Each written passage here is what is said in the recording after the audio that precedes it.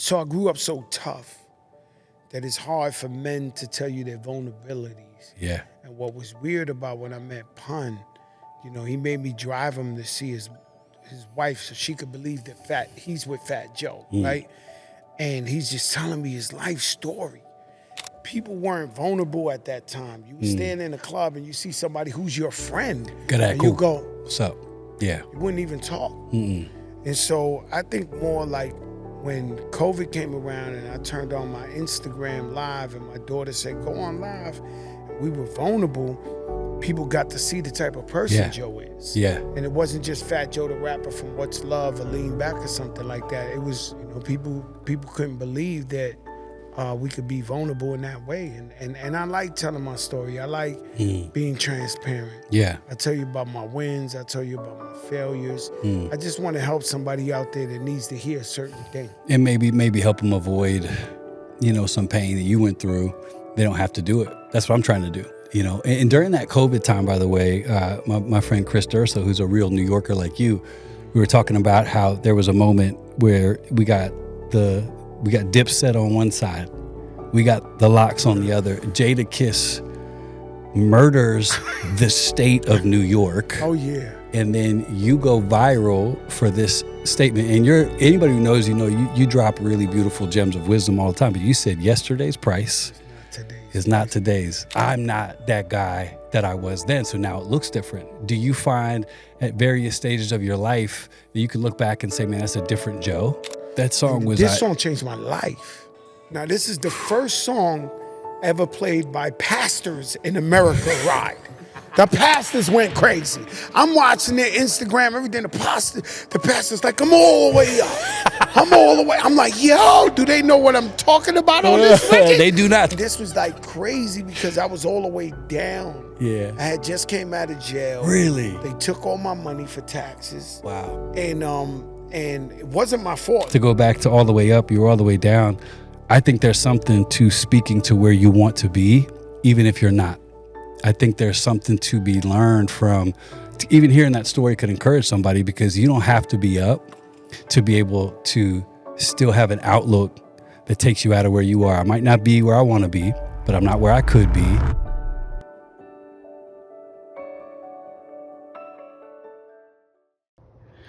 Welcome back, y'all, to Lights On. Thank you for checking out this podcast. I know you're going to love it. It's a great episode today. And as per usual, we are sponsored by Betterhelp, and proudly so. I think one of the biggest challenges for people when it comes to getting help is literally, where do I go? How do I do it? Who do I talk to? And Betterhelp has cut out a lot of that red tape and a lot of the middle things that stop people from getting healthy. And maybe check it out today. If you've never tried therapy, never talked to anybody about what weighs you down, it's your time. You can go to betterhelp.com, BetterHelp/lightson, get 10% off your first month of therapy. So check it out. And as always, thank you. Thank you for being a part of this podcast journey, and enjoy this episode. BetterHelp.com. Check it out. Bye. Enjoy. Play the B-side. You got the A-side of life and the B-side of life. What's on the B-side? All of it. B-side's got some banging Sousa deep cuts. B-side, come on. Need it for the B-side. On the B-side. So. What's this really about? Every human on earth is fully seen, fully heard, fully known, fully loved, even if they're not fully agreed with. I see you. I see you. I see you. I see you. I hear you, I hear you, I hear you. I hear you. I hear you, pal. I hear you. I know you. I know you. I know you. I know you. I love you just the way you are. You are loved. I love you. I love you. I love you. Eddie, even if you don't agree. Even if you don't agree with it. I'm a piping hot mess. Sheesh. Keep it real. I guess keep it real. Courage, vulnerability. You're vulnerable. It's only vulnerability. Would normalize it, but it's weird. That's not normal, is it? Totally normal. It's actually not weird. It's actually super normal. Vulnerable. Oh, frick. So that's what this is really all about. Philanthropist, dad, father, mogul, healthcare advocate, believer in God. And That's the biggest. And a man of God. That's it. Tell me about this, because we had a fun combo. I mean, we crossed paths a few times. We had a combo one time about how you collided with God. Like, when was your first real Yo, like your spiritual man? You know, I just got to keep it real with you. I've always known that I was different. Like, I was blessed in a different way. Even when I was in the projects, the hood, poor, I just felt this blessing. You know, always felt this presence, even when I was doing bad. You know what's crazy is when people go to do bad, they pray to God to get back home. Yeah. It's the wildest thing. And so I literally should have been dead 40 times. You know, people sometimes when I tell stories, they don't believe what I'm trying to say. What I'm trying to say is, you know, I deserved it. Like, I seen the bullet make the U-turn. Somebody was gonna kill me, and one of my friends, who's like the most powerful dude in the neighborhood, pulls up right at that moment and stops him. And it's just, you know, my mom's caught cancer. The doctor said that if it was his mother, he would just send her home. There's nothing he could do. And then we kept pressuring him. We was like, but what's the chance? What's the chance? And he said, maybe 1% chance. And my mom's looked at me and she was like, Joey, he said 1%. You know, so we always believed that. Sure enough, she's here almost 40 years later. So she survived cancer with a 1% chance. So all these things is like, I've done everything, just to keep it real with you, but see God and talk to him. And I believe in him to the last breath. You know, my brother died last week. I did not know. My big brother, my inspiration, you know, my hero. And they called me on speaker on Thanksgiving morning, and they were working on my brother. They were like, you know, you hear him, oh, he's not breathing, he's not this.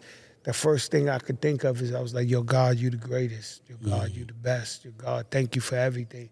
Thank you for my brother in my life. God, I love you. I never questioned him. I never questioned him. It's always, when I think the plane's going down, God, thank you, man. I'm scared to death. I'm terrified. Yeah. But thank you, God, for, you know, this life, this, you know, this amazing life. So much to be grateful for. Yes. You shouldn't, growing up in the Bronx, brother, you shouldn't be here. What was it like, you know, because you represent a breakthrough human through a culture that says you're not going to make it. You're going to be dead, or you're going to be in jail. What is your first memory of you encountering real violence, like that culture? Violence? Man, you know, I was a violent guy. You know what I mean? They bullied me every day in junior high school. And I fought 20 guys every day. And then it turned me into, you know, sometimes life could turn you into what you dislike the most. Yeah. And I turned into a real bad guy. So my whole life is violence. Like, you know, I got visions of me with blood all over my face. My neck got cut open. I've been stabbed, shot, all type of things. Like a bloody scenes, you know, has happened in my life. I know it's far removed from that now, thank God. But yeah, that's how I came up, like almost like a gladiator. Yeah. That's how it was for me in the hood. It was like, and then you either pray or you're a predator, you know. And I ain't like to pray. Good call. Yeah, you got two options. How did you get to? So you go through a household. What was your household like? Like what house? It was a good household. Yeah? My father's Cuban, my mother's Puerto Rican. They were loving. They didn't have much, but they were hard workers. My parents never used drugs. My father used to drink a lot when I was a kid, you know. Besides that, man, all they did was show us love. And, you know, if we wanted the sneakers, we wouldn't get it when it was a style, but a year later, they would bring us the sneakers. Yeah. They fed us. They, you know, loving family. Totally loving family. And sometimes when you ain't got it, you don't know you ain't got it. That's the difference with beautiful. social media now. Yes, It's sir. like you can see you don't have it now. Right. In them days, we watch Happy Days. You don't know what you're missing. Yeah. We watching Happy Days, the Jeffersons. You don't know and some we like, 16-year-old's we don't getting a know what's going Lambo. on. Or some 16-year-old got a car, and you don't know that. And so sometimes nowadays, because I know a lot of influential people, and I tell them my stories, they look at me like, no way. And I'm telling them a regular story. I'm like, yo, this is regular life. And they're like, no way. That's not what I was doing. I was playing hockey in front of my house. I'm like, nobody was getting shot in my... Joe, your stories, you are, I remember being a place with you one time and listening to you talk for like 3 hours. Your stories are not just like, they're all movie makeable. Yeah. Like they're ridiculously awesome. And you're a really gifted are. orator. When did you collide with Big Pun? Oh man, I was in my old neighborhood, and the man was standing in front of a bodega, and so he's the fatter Puerto Rican, and they rapping. I'm like, yo, what this guy's rapping about? And man, this guy, the minute he rapped, I knew he was the best. I knew he was the greatest, and I said, yo, get in my car. So I opened my door. What kind of car was it? I had a Lexus LS400. I was already Fat Joe the rapper. Yeah. So I bring him in my car, and so I grew up so tough that it's hard for men to tell you their vulnerabilities. Yeah. And what was weird about when I met Pun, he made me drive him to see his wife so she could believe that he's with Fat Joe, right? And he's just telling me his life story. And he's telling me about all the good people and the mostly bad people, what uncles did to him, why he wants to prove to everybody he's the best. And so Big Pun was like an Achilles that needed his crew. And so once he said, you my crew, like Terror Squad, you with me? All right, I'm going. And so that's how it happened for us. It was a brotherhood, and I'm the baby of my biological family. So he was actually my little brother. So he was like, you're going to be my big brother. So, I got to be a big brother with Big Pun. You miss him? Oh. Think about him often? He's the man every day. You see, every day we talk about him. What a great guy, man. He was a genius on earth. Yeah. I wish we knew what we knew now about health, and we could have saved him. Yeah. But we were too young and we didn't know. Nah. And we're too busy dodging bullets that you don't think you're going to catch a heart attack at 27 years old. No. So we wasn't ready for it. And even to walk back to what you said before about vulnerability, like this podcast platform, BSIDE, the goal is to make vulnerability normal. And much of the reason I went through a lot of pain, I probably didn't, is because I didn't even get it myself. What has your journey of being vulnerable done to you? Because there is a visible piece about you. Everything happened. Like I was growing up, it was so tough.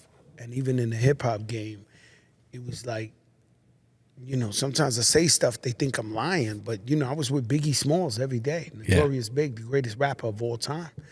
But at that time, you was a sucker to ask somebody for a picture. So I have no pictures with Biggie, even though it's documented. I used to be with Biggie all the time. Yeah. And so people weren't vulnerable at that time. You would stand in a club and you see somebody who's your friend. You go, what's up?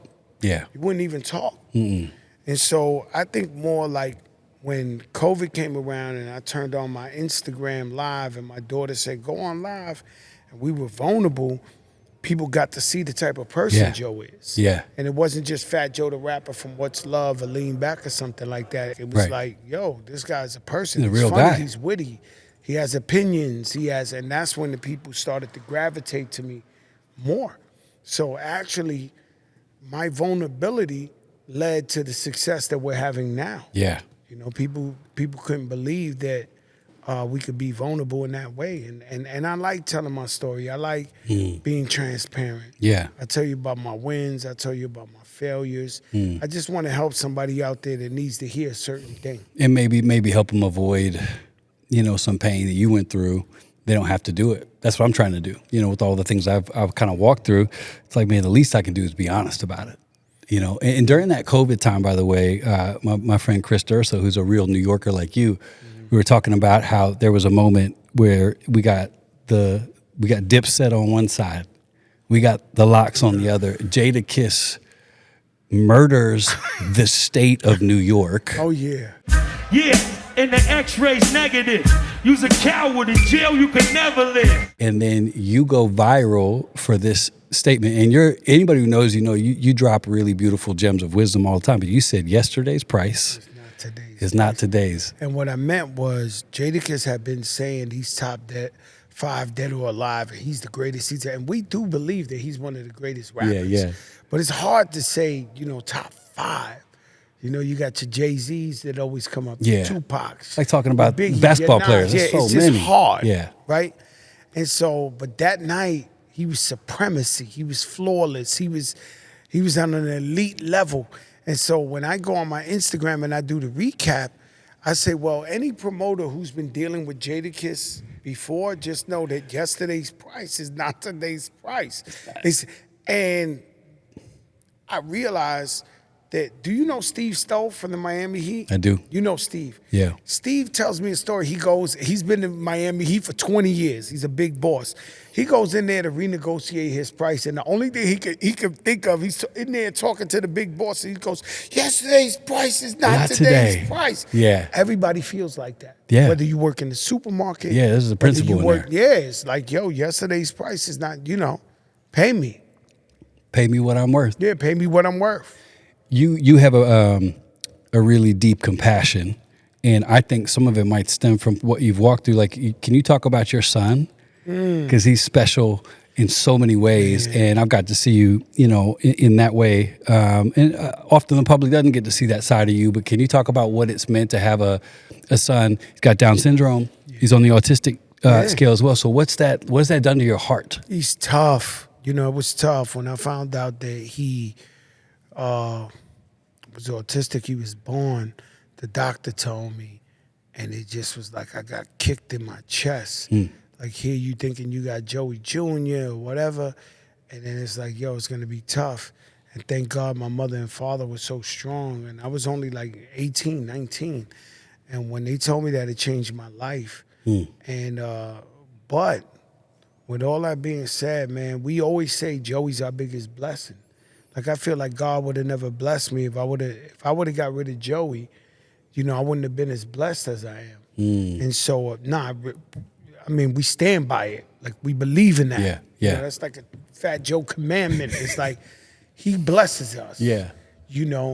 And we like to think he's in a state of like happiness, because Joey's happy all the time. Yeah. You never see him sad.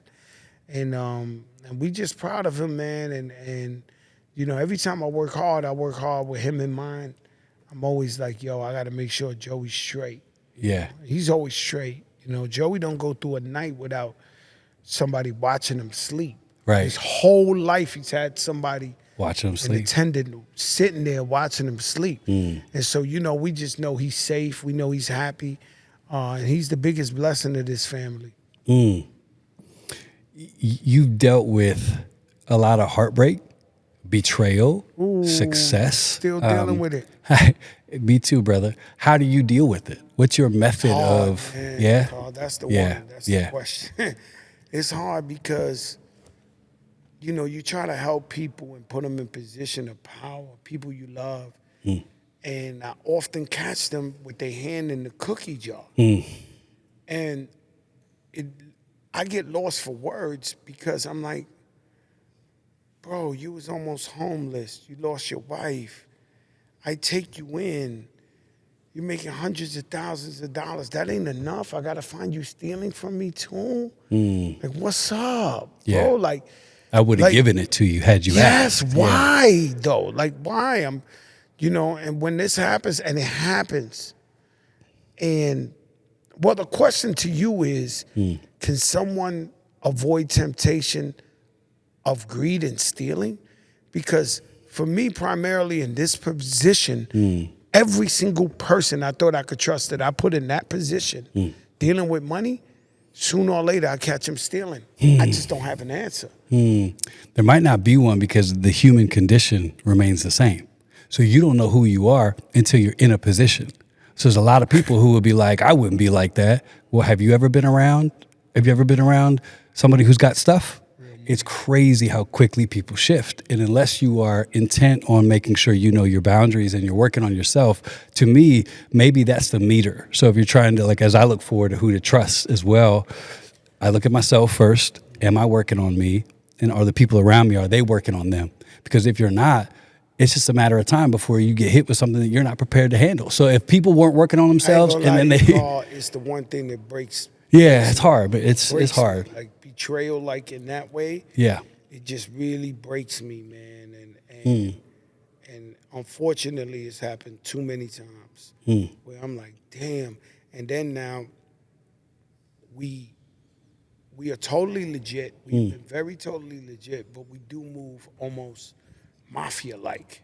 You've always kind of rolled mafia-like, just so you know. I'm just being honest with you. So yeah. we have these rules and regulations, and I know that the rest of the people are watching, and they say, oof, he caught such and such. And they're like, damn, I know Joey loves him to death, but I got to do what's right, because if not, it's a free-for-all. Everybody would think, yo, Joe, we can steal from Joe, and Joe will let it happen. Yeah, you gotta put up a wall. Go. Yeah. You got to cut them biblical cords. Sometimes that's really, really, really hard. It is hard, but it's that was also... one of the hardest things I ever had to do in my life. Yeah. It's like, I was discreet. I mean... It's healthy too, though, brother. Like, you gotta stay healthy. And to let people continually steal and abuse and manipulate, that's your generosity getting taken advantage of. And so I like to see you doing what you're doing, which is closing the circle and just being super intentional. And I think health attracts health as well. So I think the rest of your life, that's my prayer for me, is that I'll keep attracting who I want to become. So I want to be somebody who's open, who's vulnerable, who's honest. And I think I'm going to find those people. You know, I think you're finding them. I think we're finding them. So I think there's something to it. That's how it go. Yeah. Sometimes it's right there. The choice is right there. Let's see. Hey, a great memory. I don't know if you'll remember this, but it's hard. I just want people to know it's really hard being a boss. Yeah. Right? And I have a really hard problem with letting people go, because I know it's the holidays. I know it's this. I care about people too much. But when you cross the line too much, and then, you know, it's just blatant, you know, you gotta say, yo, we can't go for this. Consequences. It's hard. It's just real consequences. Heavy is the head. Heavy is the head that wears the crown. That wears that Yankee fitted. Exactly. Yeah. Yeah. I mean, it's like choose your problem, though. I'd rather have a sore neck from trying to be a leader than to, you know, maybe have some other things. I told one of my friends that one day. One day, one of my friends came up to me, one of our friends, and he had a situation where he's just used to winning everything. Yeah. And then one time he lost. And he comes to me, his hair's all white. He sits in my pool and he talks to me for 7 hours. I say, yo, bro, you're filthy rich. You're so blessed. Huh? On the mic? I said, you're filthy rich. You're so blessed. We could be having this argument in a project building. You in mansions. You like, what are you stressed out about? What are you mad about? Yeah. Yeah. So I'm like, what are you stressed out about? What are you mad about? Like, we doing great. And so, you know, sometimes, you know, you can't always be number one. You can't always be the biggest winner, but you could just strive to it. It seems like you win a lot. And I remember, like, we were the first church to put a team in the Rucker. And I remember I saw on a little schedule, the Terror Squad. You played too. You was good, man. But Terror Squad's coming up. Because everybody who says they good, they ain't good. Right? Be clear. All right? I seen the best say they want, and I'm like, oh, he's stinking up the joint. This guy could play. So we get buckets, but I said, I got something for Joe. And I pulled some cards, and you called me. You said, you going to try to bring KD? You're going to try to bring Jay Will without telling me? I'm going to bring some people. And you brought some people, and that we had a game, but it was so funny because I tried to sneak one in without you knowing, but you are Rucker. My pulse was too much to the street. Yeah, you knew too. So I knew everything. So you trying to bring hitters like KD in? And I said, I am, sir. Well, KD is the greatest to ever touch the Rucker. That's true. Inarguable, I would say. No, I'm just saying, in his performance, he went out there. I never seen nobody like that. Yeah. And so when I brought AI, I brought everybody you could bring out there. Kobe went out there. The only difference is Kobe, it rained on him, so he only played like 7 minutes, and he already had 14. Yeah, he was working. You know, he probably would have went crazy, but it rained. Yeah. Besides that, KD was amazing out there. But yeah, we do but you know, the basketball thing for me is the love of the basketball culture. At the same time, a lot of these kids don't got money to go to Madison Square Garden. Right.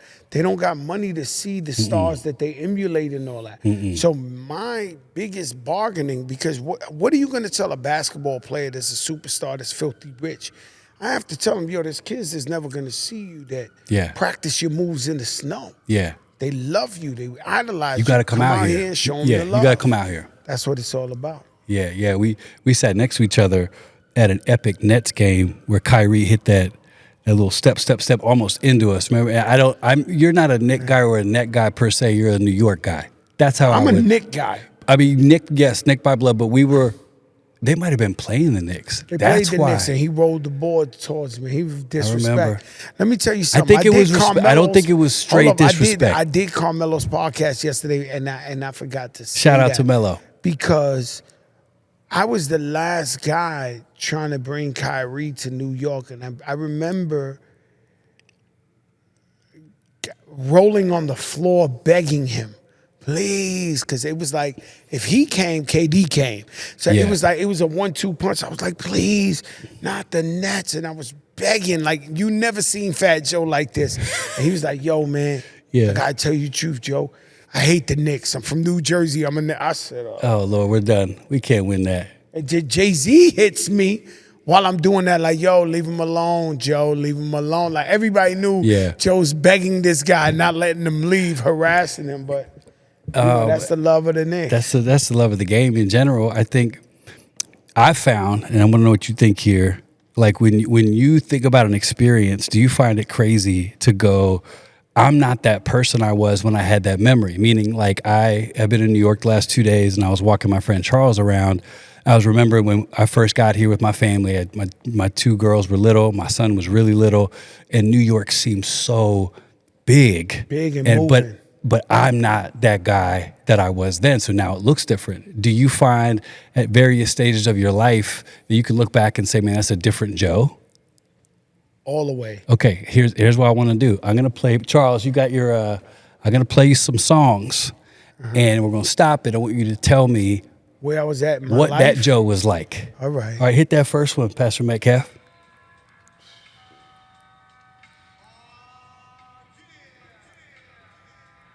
The fat gangster. You gotta. Hey. Okay. So I was fighting for my life. So a lot of this journey of whatever you play, you're gonna hear me keep saying I'm fighting for my life. You know, we was in the streets hustling. That was one of your first, like. That was the first one. And so that night, the police kicked in my mother's door. I was there, and they were looking for my brother, and my uncles, all of them got locked up, you know, like on a RICO, a drug conspiracy.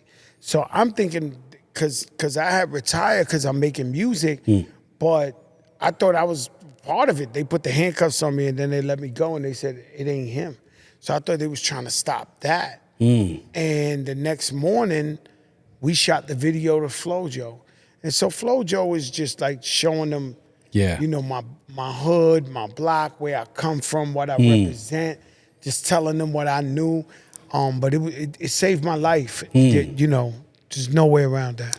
Hit that number 2, Charles. So that's Fat Joe the Mogul. So I signed Big Pun, and we got the OJs in the video. I'm feeling like, you know, I saw what Puffy did with Biggie. Yeah. You know, I was there for that behind the scenes, and I seen what people was doing. So when I met Pun, I wanted to make him the Puerto Rican Biggie. Yeah. So we sampled that, shoot the video. It was nothing like that time. It felt like it crushed.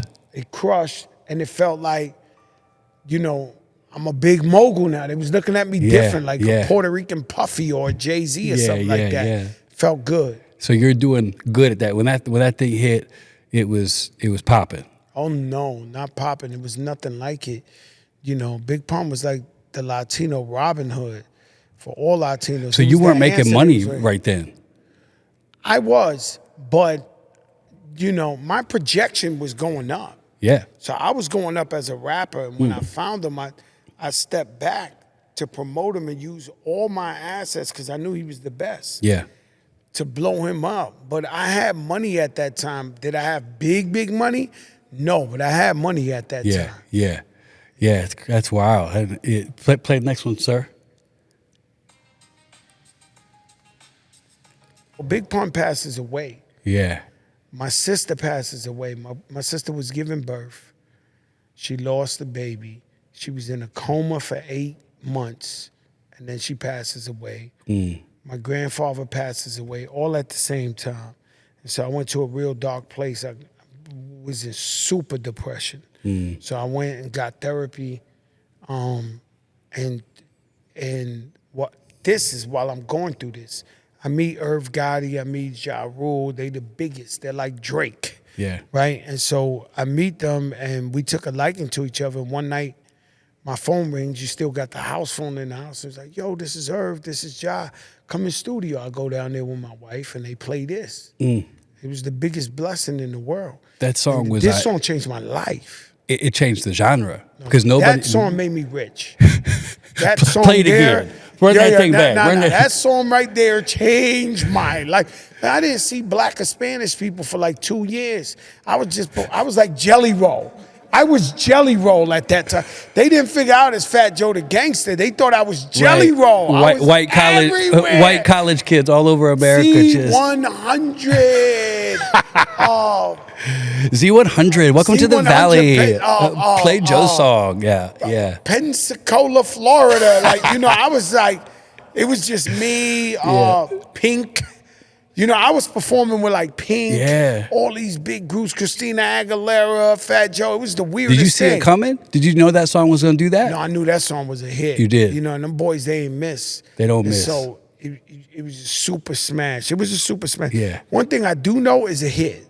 Whether the people receive it or not as a hit, I'm almost 99% right with a hit. My ear is just like, so I had to train myself almost like a radio program What do you look director. for? Like, what's your meter? How do you know something's a hit? Something Obviously, little kids could go, what's love got to do? Yeah. The little kid could go lean back. Lean well, back. hold Little on, kid because I don't could want go, you to jump the I'm all gun. way up. Yeah. Like, well, play little kids. This might be my favorite in the mix. I'm gonna wait till the Scott Storch. So this was Let It Rock. Let It Cool Rock. and Dre, right? This wasn't. No, it's Cool and Dre, and so this was my song. All right, play a little bit of it. No, keep it right there. Okay. This was my song. This was the repayment of What's Love. So Ja's in beef with 50 Cent. This song started the whole 50 Cent Fat Joe beef because it was me. That was my song, New York, and I gave it to Ja, and I put Jadakiss on the song. And I was helping him. He's my brother. You know, everybody was turning their back on him. They and were. I was like, yo, here you go. And I never felt nothing like this in my whole career. Cause like we shot the video and people were coming down the fire escapes, the alleys. It was like the pie. I'm not a gangster, but when I hear that song, I feel like a gangster. I was telling Charles, like I was in a club. Well, that's what music is. Yes, music is. It transports you know how many you. Army and veterans come up to me and say, yo, you helped me get through Iraq. You helped me get through Afghanistan. You know how many football players tell me, yo, you helped me play the Super Bowl. You helped me. This music is therapeutic. Yeah, it is. It's gangster music, but it's just people therapeutic. People understand there's a layer underneath gangster music that isn't. So if you're from a critical standpoint, you don't really get it. It's not what you think it is. It's deeper. And so I was in a New York club with Clue and PJ Davis, my brother. And I had never really seen a New York club like erupt. Well, I'd never seen them cut the song and everyone say, I got 100 guns, 100 clips. Baby, I'm from boom. And then they would play it and then cut it in every single hand. Every single person. I was just like, that felt different. The battle, but when they threw that joint on, that's when it got crazy. Because Cameron and them, they threw on the joint with them and Jay-Z. Yeah. I was like, oh, this is getting serious. And then he said, hold up, we got those too. boom, boom, boom. I was like, oh, I forgot. I was like, Now, yo, I must. I mean, I'm yo. not from New York. I'm from Virginia Beach, Virginia, the 757, which may be the home of the greatest hit makers of all time. I can go down the list.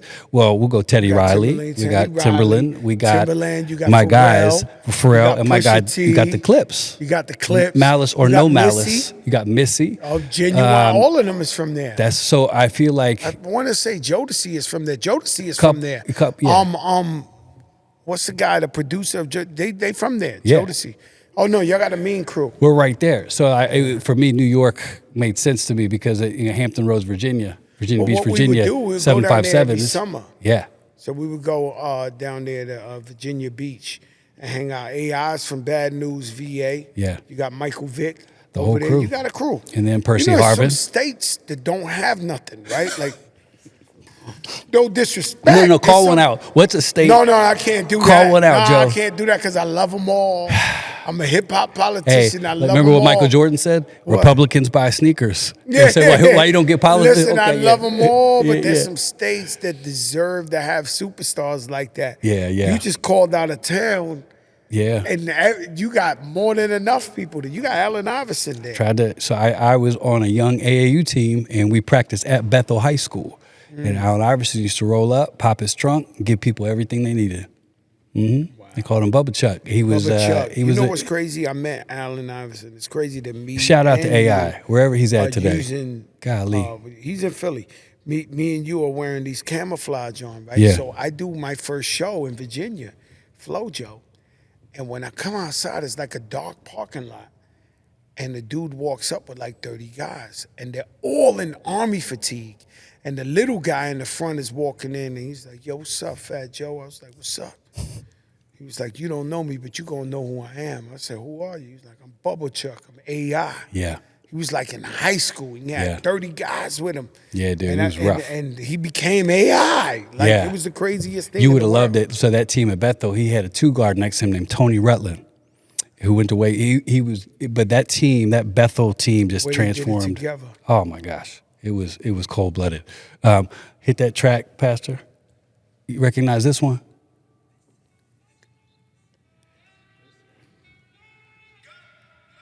Hey.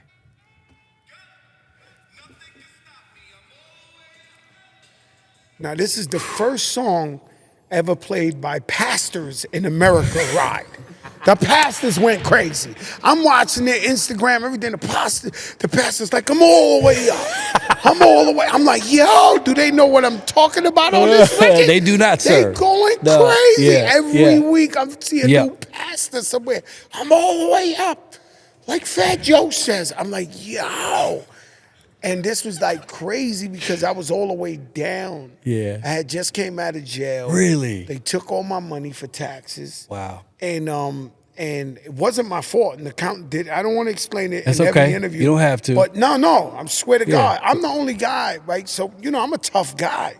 And I go in jail and the guy says, yo, what you in here for? The guy says, I robbed the bank, because I did federal time.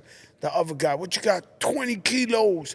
What you got? Yo, I kidnapped. Yo, what you got? I said, guys, I'm really innocent. They was like, yeah, what are you talking about? You ain't. Like, no, I'm innocent. An accountant did it to me, right? And so, I'm all the way down. I'm already the OG. I'm already like 40-something. And I remember going to the studio and the young rappers, now they got purple hair, yellow hair. They looking at me like, why is the old head wasting his time? And I'm sitting on the couch and I'm like, yo, and they're like, shh, this guy's done. Put a fork in him. And somehow we came up with this classic. And I knew it. This is another one like Lean Back. So like Lean Back, if I would play it for you, you immediately be like, yo, Joe, you got it. It's a hit. Yeah. Right? All the way up, I remember the first time I played it for my wife and her friends, they stopped the car and started dancing around the car. Same. You did it again, Same. Joe.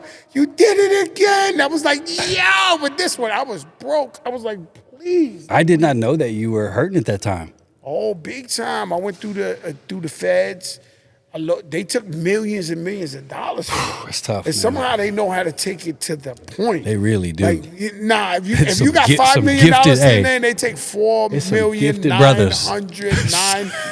in 99, and good luck, buddy. Like, you like, what? There's some gifted brothers in the There was IRS. there was a guy named, there is some gifted brothers. There was a guy, remember the old comedian Jerry Lewis? Yeah. So when I went into court, I want to walk in like him. Oh, Yeah. If I could do the real thing, I'd have been falling on the floor, grabbing people. If I could have did it, what I really felt like, Yeah. oh my God, I had my legs were like rubber bands. I was like walking in there like, please. It's too good. And the lady told me, and it's crazy because it's similar to what you started with. The lady judge, she said, verbatim, we took all your money. Your newfound success should be with your friends and family. And our friend Lauren was there. Everybody was there. Khaled was there. Everybody came. Yeah. And they was like, this is your newfound success. So she never expected for me to make a comeback. And then, so that all the way up was like really dedicated to them. And know? you put DJ Khaled on. Yeah. Hey, I'll tell you the craziest story. We were with Lauren one time, and it was during the Ice Bucket Challenge. You remember that? This guy put real diamonds and dumped Pristine it. Jewelers and dumped it on me. You was like, yo, this is... I was trying to catch. I was like, give me some of these diamonds. Not real talk. Everybody was doing the Ice Bucket Challenge, and they brought real diamonds and they threw it on me at my birthday party. And you just stood there. And I don't know how you took it, but I was like, it's No, I actually, loved it. it's actually, I mean, it's a very deluxe Ice Bucket Challenge. But yeah, that's when I first was like, who's this Khaled guy? Who's the guy dumping diamonds on Joe? Yeah. Ends up being who DJ else was Khaled. there? The royal family of Dubai was there with us. Yeah. The Maktoums. Yep. At that birthday party. But, we was having fun. We was making our comeback. Yeah. Everybody was happy. You could feel it. When it comes to like, unfortunately, in my business, it's all about perception. It's all about how you look. So while I was going through a rough time, the Pristine guys, they used to give me jewelry and be like, yo, bro, wear this new watch, wear this new chain, wear this. So I could never look like I'm down. So they took care of me. So my loyalty to them is forever. You know what I mean? Yeah, you know what's interesting, and I got one more for you, but to go back to all the way up, you're all the way down. I think there's something to speaking to where you want to be, even if you're not. I think there's something to be learned from, even hearing that story could encourage somebody, because you don't have to be up to be able to still have an outlook that takes you out of where you are. I might not be where I want to be, but I'm not where I could be, and I'm going to keep my eyes focused. I do that now. Every day, bro. I do it every day too. Even if I'm winning.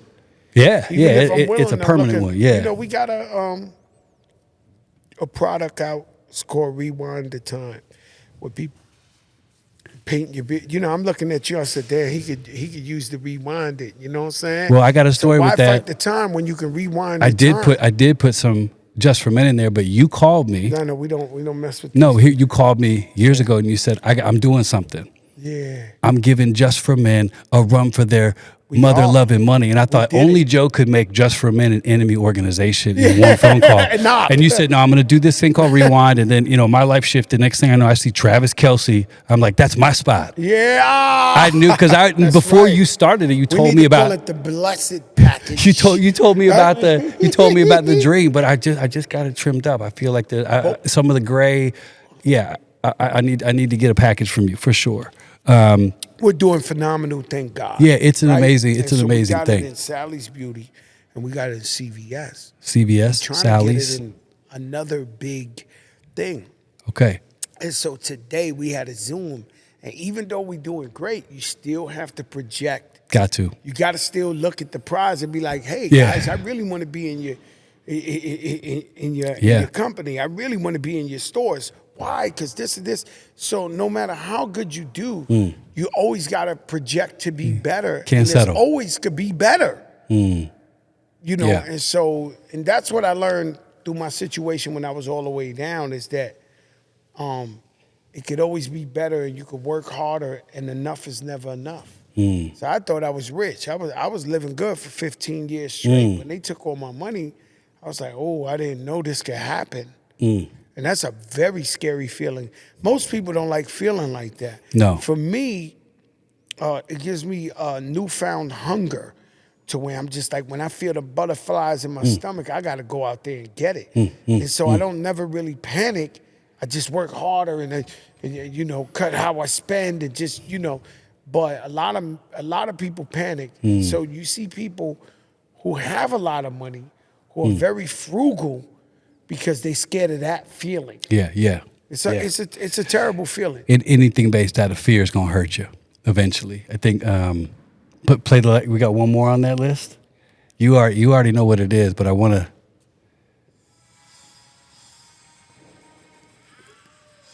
Yeah. This drop. That's Scott Storch. That's Scott Storch. Unmistakable. You know, Scott Storch is Scott Storch. You know, they do this thing. Shout out to Scott for the culture. We need more white people in the production booth. No, but I helped them. You know, we need more white boys in us. Shout out to you, Scott. Listen, thank you, brother, Scott for the Storch culture. in the background.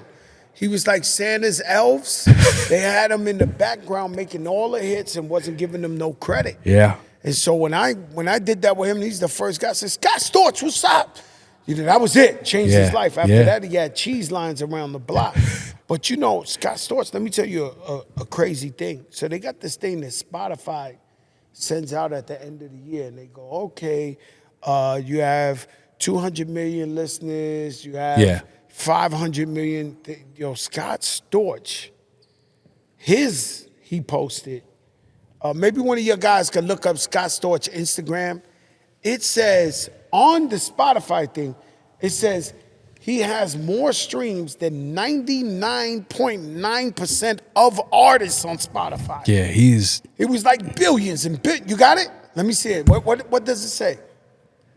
No, this is crazy. This ain't normal, right?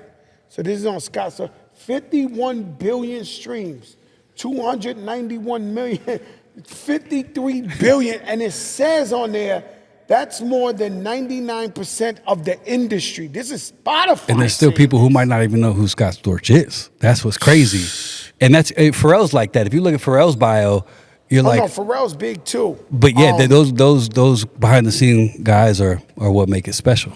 You know what I love the most about Pharrell is because I'm happy. Yeah, he's versatile. And then it's just everybody want to be happy.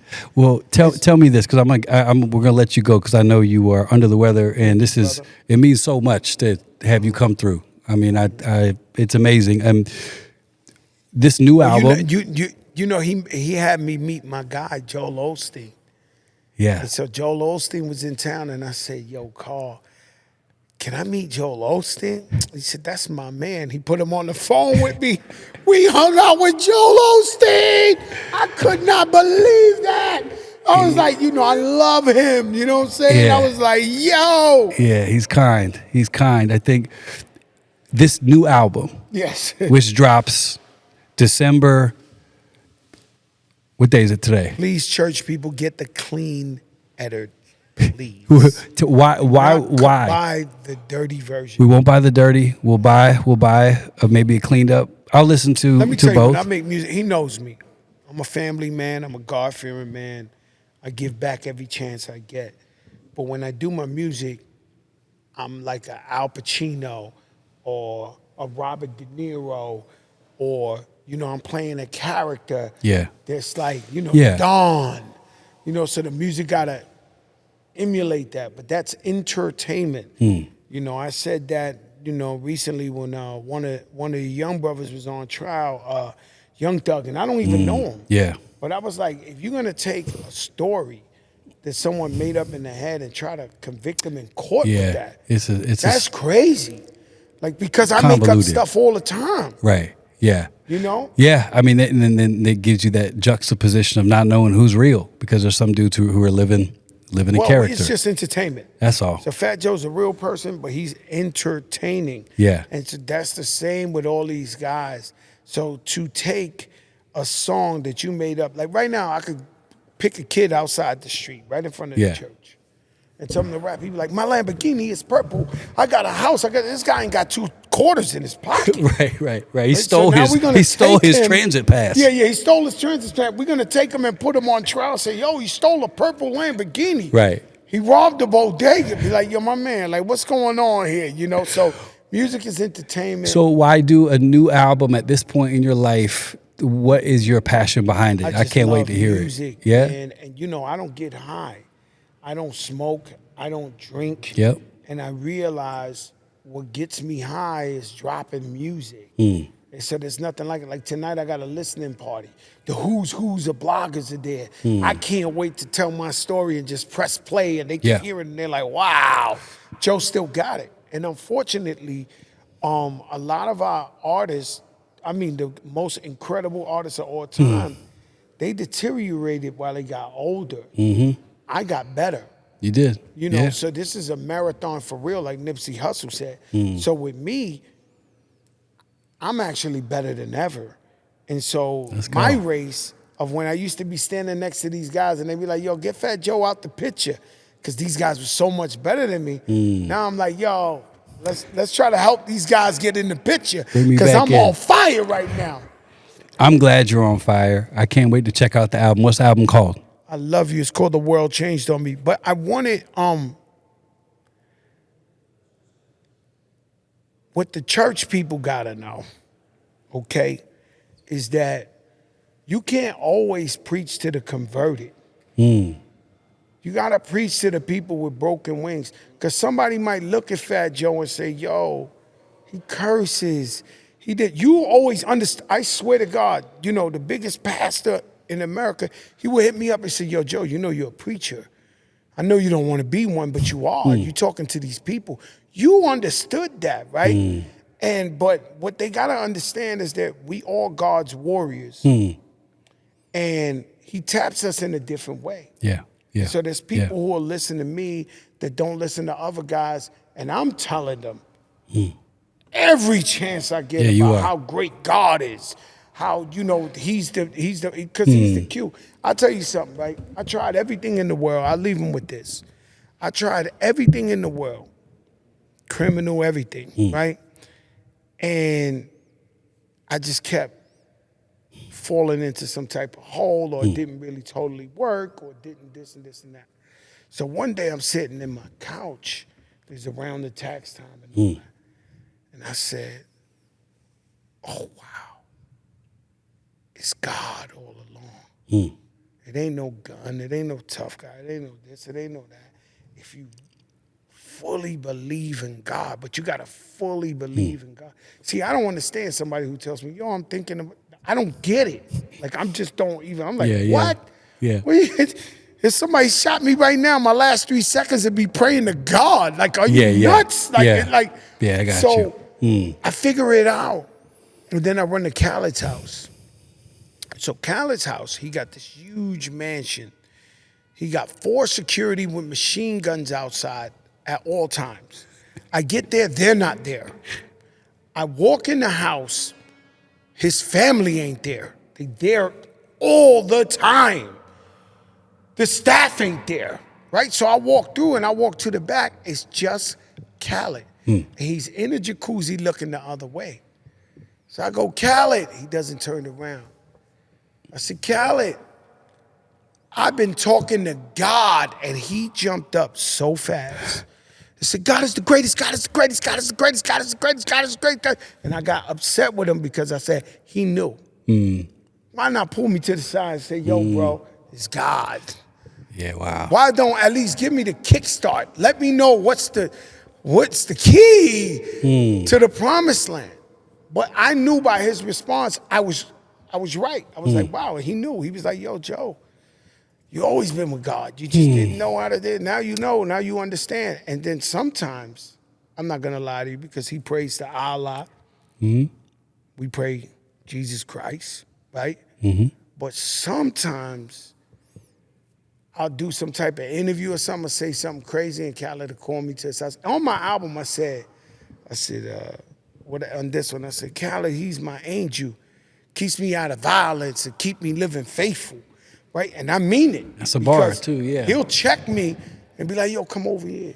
And I'll sit down. He said, yo, you know you with God, right? I said, yo, I know I'm with God. I said, well, why you said this? I said, listen, I try to let him know this and this and that. He says, all right, but you know, that's how we live, man. That's how we live. We live for the glory of God. We all sinners. And you Personally, brother, I've seen you the most amazing times. I've seen you in bad times. And if you let me tell it, you've been a beautiful person the whole time.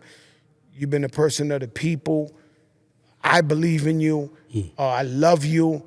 And sometimes you're too hard on yourself, but I get it. You feel like you got to walk that. You know what I'm saying? You feel, sometimes you feel like that story. I don't know the story, but when the guy says, yo, God, where you was at? I was in so much pain. And he said, well, what are you talking about?